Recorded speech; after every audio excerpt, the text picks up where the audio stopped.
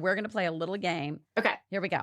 Let's get random, Melissa Stark. Oh, I love this. Best pregame ritual for you. Okay. This is this is a little silly, but I mean, so I can't drink a ton of water that day because I cannot leave the field. Oh, yeah. And I have a very small bladder. So I try and find the cleanest bathroom, and there aren't very many clean ones like in the tunnel or anything that the players aren't running out to.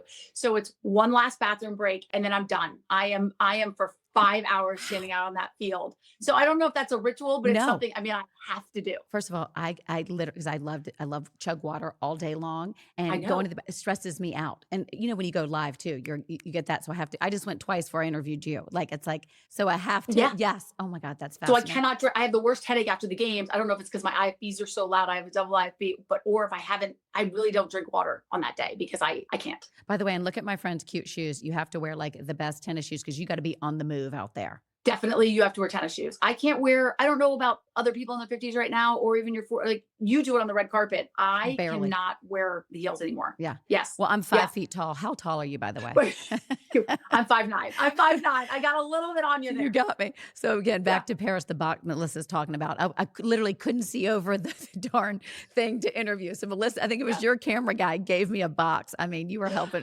a girl out. I can't believe your camera guy doesn't always have a box ready Right? for you. You got to know who you're working with here, people. Come on. Yeah. Okay, Yeah. the coach or player who always made you laugh or caught you off guard. Was there one when you're on the sideline, you're like, okay, I know this person's going to help me out a little bit or be a great interview? Yeah.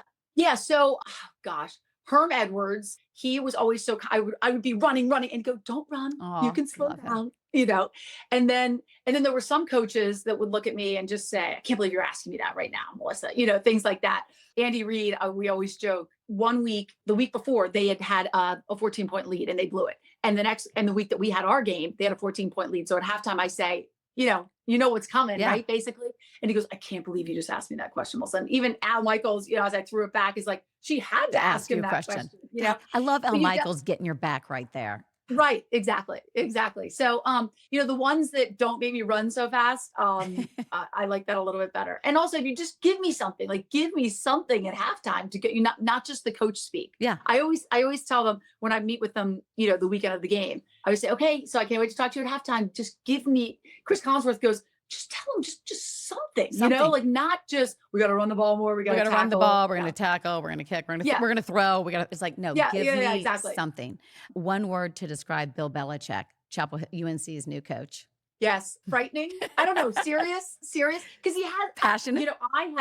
I've made him smile. We had a good relationship. He let me in the locker room one time at halftime, and I had this, Al goes straight from I couldn't say, well, I was in the locker room at halftime, but Al goes straight from the locker room. So, smart. I mean, super smart. This is so many words, but yeah, that's exciting, by the way. I know it really is. I'm going there. The pictures with the girlfriend are hysterical. Did you see when he was airplaning her? Like, it was my favorite The thing. yoga on the beach. They're like, have a day, coach. The comments are the best. They're The unbelievable. comments My friends are losing their mind. Oh my gosh, Yeah. it's fantastic. Favorite vice? Peanut M&Ms. Oh, I love them. Do you keep And them on Milk you all Duds. the time? I mean, all the time. Milk All the time. Duds. And in fact, there's this amazing person who's on we call it the Featherlight, but it's basically our trailer before the games. And she has a little Ziploc bag of little candies for me to put in my backpack to take down to the field. I don't drink coffee, so I don't do anything caffeine. What? No. Have you never drank coffee, or you gave it up? I'm so energetic, and I feel like my heart would race. Yeah. Yeah. So I don't take anything like any weird things, melatonin, anything makes me dizzy. It makes my heart race. Yeah. We're the same So, with that. I can't take anything, but I do love my coffee. But wait, the Milk Dud, we got to bring that back. Not many people But go it's for the not Milk good for Dud. your jaw if you have a bad So jaw. you got yeah. I was thinking you're doing like the dark chocolate, They're very whatever. I chewy. like that. The craziest sideline moment that left you speechless. Got it. Okay, so a couple things. When I Monday Night Football, the second game back, and I was petrified, for the opening. People think maybe we have a teleprompter. We've talked about that. No, everything I do is just live, looking into the camera. It's off the cuff, and they're saying, okay, we're coming to you in 10 seconds. And the pyrotechnics are all going off. So all the players are running out, and the flames, and the back of my sweater caught on fire. Caught on fire. So I'm going like that. I'm going like this. And he goes, Melissa, get in the frame. And so I got on and I did it. And I mean, it was awful. So I have it was like my little cashmere. I always used to wear, as they they did a spoof on Saturday Night Live.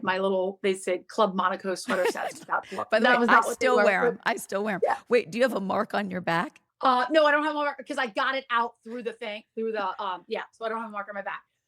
That's But that was incredible. awful. But now I roll with it. So like I was in London and I got hit in the head with a football. And if anybody wants to Google it, just Google it. I literally keep going. I go, ow. I can't remember. I was like, nothing like live television. And I kept going. And then the makeup person, she wasn't used to doing football games. So she kept flinching and I saw her behind the camera and I go, you know what, guys, I'm going to throw it back to you because they didn't know how to properly like catch the balls or protect us, I guess, in London. You know, they have the people here in the United States, Yes. but I was doing one of the international games. So you have to, I just kept going. I just kept going through it. And that was amazing. Melissa's And then like, a look, player hit me nothing's last going to year. hurt me now. You're like, yeah, whatever.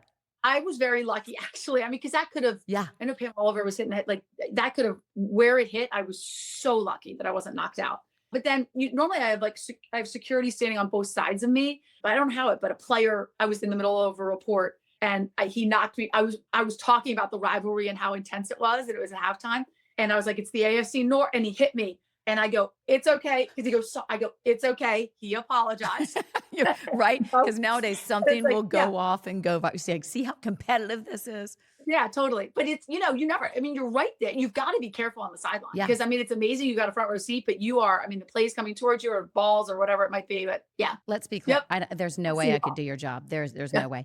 Oh, I love What's this. funny you say that because Savannah Guthrie, we just did a panel with her and I was saying I have 23 seconds in between plays. Like I talked over a play once in 3 years and I told you we have 200 people on the show. They have a meeting on Wednesdays and they all do a thumbs up or a thumbs down to something. And my talking over a play got so many thumbs down.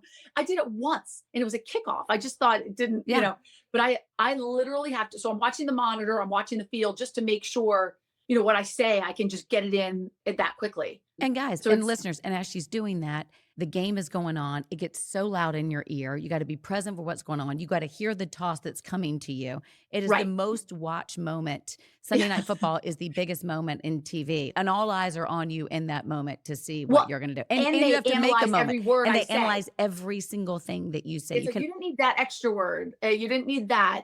You stumbled on that. Like, okay, I know I stumbled on that. You already pointed out. Gosh, I'm telling you, my friend is Clutch. That's your new nickname, Clutch, right there. Yeah. Back to mom mode. Weirdest thing in your purse. I have 12 sunglasses. That's what I was just looking at. I don't know why. You do? Well, you know what I've tried to do? I really have never, I just have a tiny little crossbody bag I always have to have chapstick and I just put the air tag on my keys because my kids are losing all of the keys for the car. But I am a minimalist in terms, I'm pretty organized and I have my travel bag always packed so that I've got double of everything so that I'm, because I'm constantly coming and going and FedExing. And so the weirdest thing would be there's really nothing in my purse. I love that. I'm going to strive for that. Fill in the blank here. Aging is what? Enlightening, I guess, because I think you learn so much about yourself. Again, I think it starts with health, right? If you don't feel good, you've got to do something about it. And it takes discipline and there's a lot on you, right? Because of what you're eating and how you're exercising. So I think I'm just learning a lot more about myself and who I want my friends to be and how I want to portray myself for my kids. And it's just a learning experience. I'm ever evolving. I'm not going to be that person who you can't teach an old dog new tricks. Same. I want to take feedback.